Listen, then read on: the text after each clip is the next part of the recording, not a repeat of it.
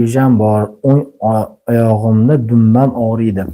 O'ng tomonga bergani yomon deb ko'p gapiraman. O'ng tomonga bergani yomon. Akalar, uzoq o'tirib ish qiladiganlarga bitta gimnastika ko'rsataman.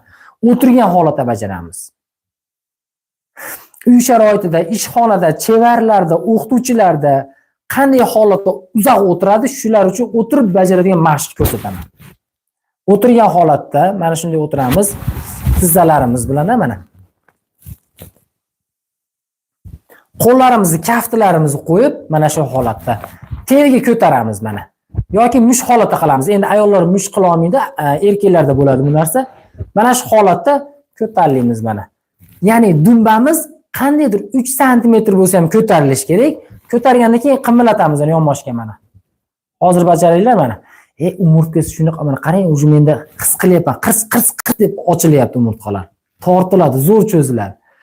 Mana shu holatda mana dumbamiz, sonimiz og'rib pastga tortadi. Pastga tortadi mana. Mana shu holatda turamiz.